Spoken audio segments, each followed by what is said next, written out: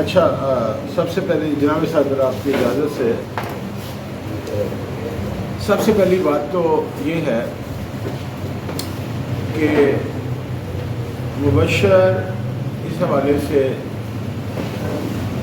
میں انہیں مبارکباد دوں گا کہ انہوں نے جو اپنی فکشن کے لیے یا اپنے افسانے کے لیے جو موضوع چنا اس کے لیے بہت بڑی جرات چاہیے اس سوسائٹی میں۔ پہلی بات، افسانہ طویل تھا، اس سے 10 گنا طویل اس پہ گفتگو ہو سکتی ہے وداؤٹ اینی۔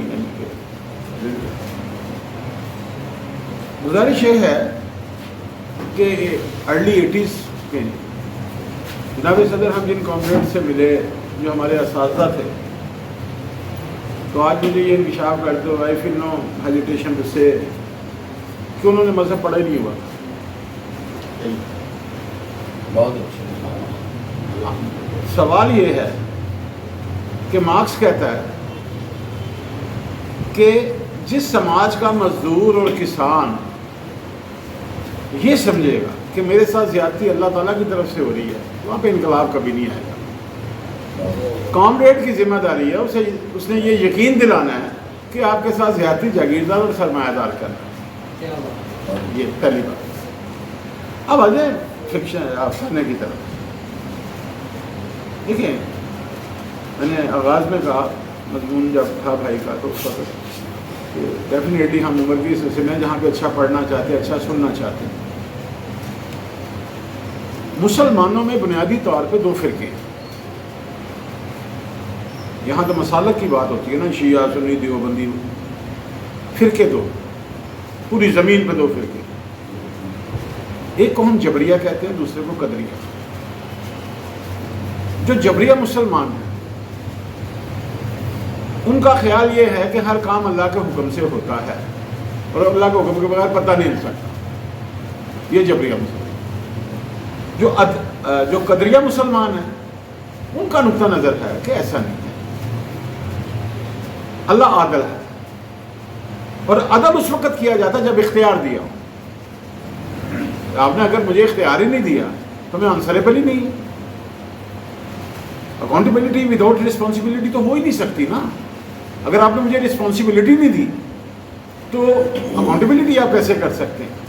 تو وہ کہتے ہیں انسان با اختیار ہے اور یہ اپنے اختیارات کے لیے اللہ کو جواب دے۔ اب یہ 2 نقطہ نظر ہے ہمارے اس مضمون میں، اس میں افسانے میں بنیادی طور پہ ان 2 خیالات کو جو ہے بڑی محنت سے اور بڑی ریاضت سے جتنی بھی ایک قلمکار کر سکتا تھا اس نے اسے جوڑنے کی کوشش کی۔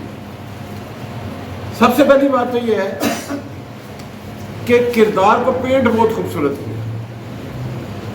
اس کی پینٹنگ جو آغاز سے انجام تک اس کی پینٹنگ وہ یہی ہوتی ہے۔ دوسری جو اس میں خوبصورت بات مجھے لگی کہ سرمایہ انسان کو اتنا بے غیرت بنا دیتا ہے کہ وہ مرحوم باپ کا، مرے ہوئے باپ کا خط جس میں یہ ذکر ہے کہ تمہاری چھوٹی بہن کے ساتھ ریپ ہوا تھا، وہ مری تھی اور تمہاری ماں اس غم سے چپ رہ کے مر گئی، اسے وہ بھی غیرت نہیں دلا سکتی۔ اور اس کے ذہن میں وہ ساری آسائشیں، ساری سہولتیں، ساری ضرورتیں ساری وہ اس کے اندر موجود ہیں۔ تیسری بات انہوں نے بہت اچھا کیا، انہوں نے اسلام کا ذکر نہیں کیا۔ معذرت کے ساتھ میں 2 سمجھے گا کہ شاید انہوں نے اسلام کا ذکر کیا، نیور۔ انہوں نے ان صحابہ کا ذکر کیا ہے جن کو ریئل اسلام کی بات کرنے پہ سزائیں ہوئی ہیں، ان کو صحراؤں میں بھیج دیا گیا۔ جب قرآن یہ کہتا ہے، ابو ذر غفاری کا یہ کیا تھا ان کا اسلام کا پہلا کامریڈ کیا ان کا کنسیپٹ تھا؟ انہوں نے یہی کہا کہ قرآن کہتا ہے کہ O prophet they ask you what you spend in way of Allah, say them what the surplus you ہے۔ نبی ان سے پوچھتے ہیں کہ اللہ کی راہ میں کیا خرچ کرے تو کہہ دیں کہ جو تمہاری ضرورت سے زیادہ ہے۔ اور یہ یوسف پکتھر کا ترجمہ ہے۔ اب اردو میں ہم اسے قدر زائد کہتے ہیں، قرآن کی ساری کتابوں میں قدر زائد ہی ہے، جو 1400 سال پہلے قدر زائد تو ڈیفائن یعنی کہ آ گیا. اب اگر مسلمان اسے ڈیفائن نہیں کر سکے، وہ اگر مارکس نے کر دیا تو اس کا کیا قصور ہے؟ بہت اچھا. اگر ہمارا دانشور 1400 سال میں اسے ڈیفائن نہیں کر سکا اور سانپ بن کے اس پر بیٹھا رہا، تو اس میں سمجھتا ہوں کہ غلطی تو ان اذہان کی ہے جو اسے ڈیفائن نہیں کر سکے.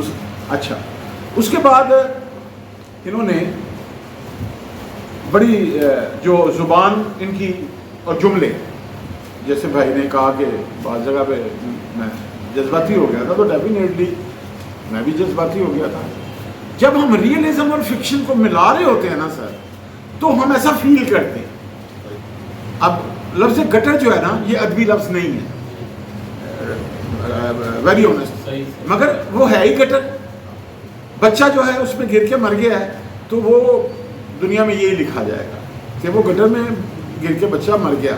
اور گزشتہ 79 ایئر سے کسی جرنیل کا بیٹا کبھی گٹر میں گر کے نہیں مرا، کسی وزیر اعظم کا بچہ کبھی نہیں مرا، کسی سرمایہ، بلکہ ہمارے کسی امیر کامریڈ کا بچہ بھی نہیں مرا گٹر میں گر کے. ٹو بی ویری آنیسٹ، جو میں جانتا ہوں according to best of my information.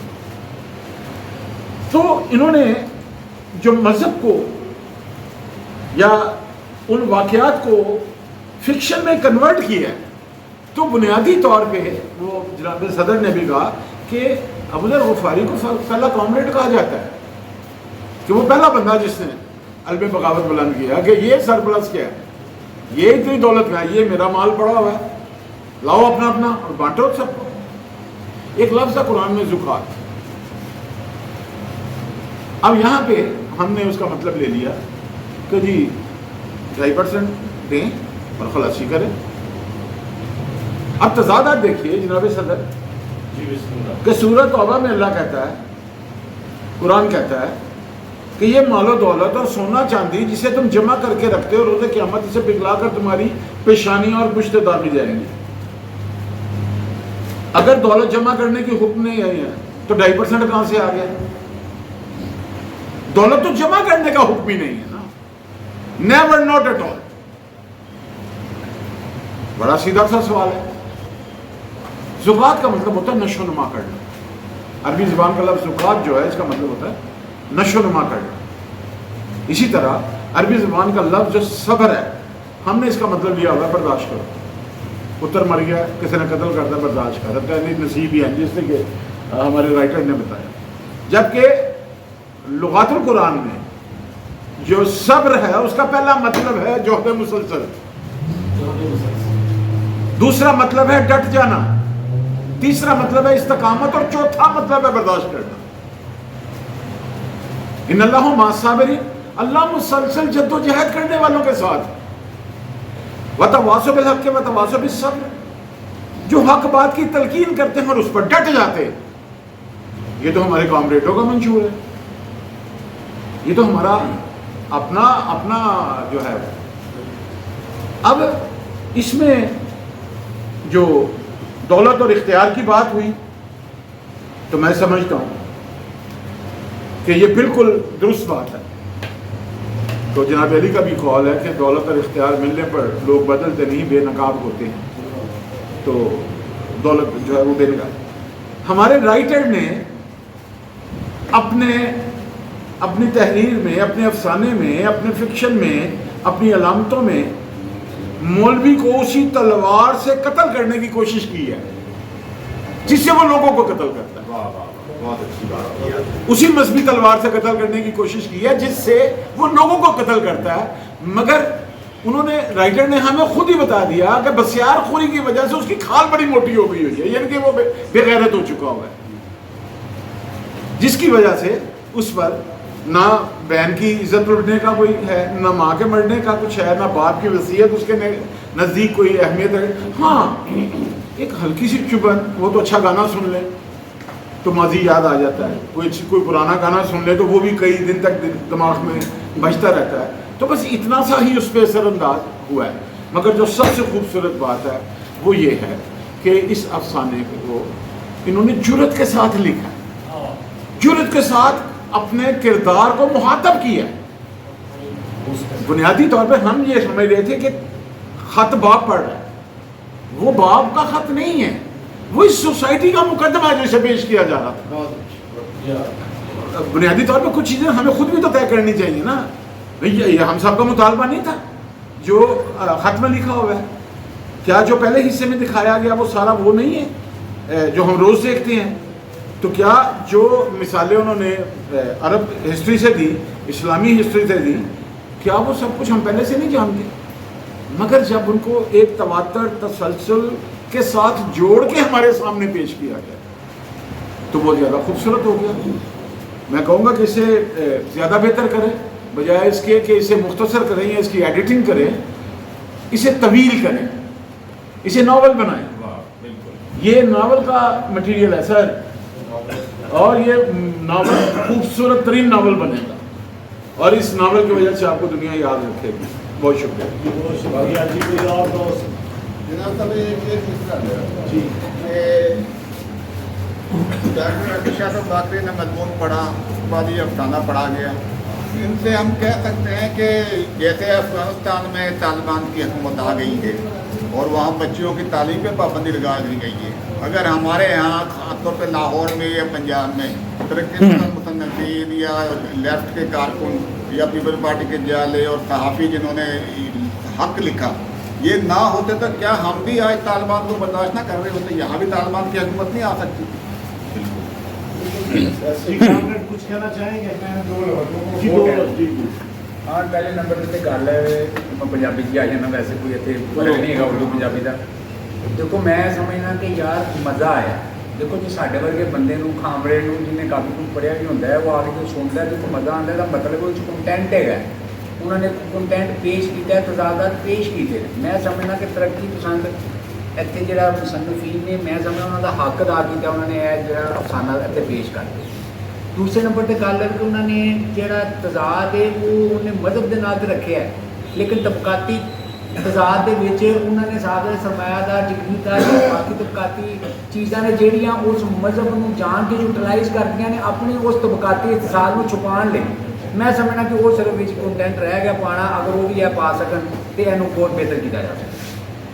جی ذیشان آپ کچھ کہیں گے؟ نہیں جی ہم نے کافی ایک جملہ جی جی اج دی ساری کاروائی ایک بہت بڑا نقص مجھے یہ نظر آیا کہ پہلے مضمون اور افسانے دیا کاپیاں حاضرین فراہم نہیں کی جڑا نامناسب ہے. میں اگر پنجی افراد سن نا تو میں 50 فوٹو کاپیاں کروا کے لیا 5 تقسیم کر دیو، باقی 5 اتنے پہ رہن لوگوں تک پہنچے. وہ گل جڑی ہے کہ بڑا شاندار فورم ہے لوگوں تک باتاں پہنچان لئی، اور یہ بہت بڑی تشنگی میرا رہی. خیال ہے کہ مرزا صاحب کی جو رائے ہے ہماری انتظامیہ اور یہ ہمارے صدر صاحب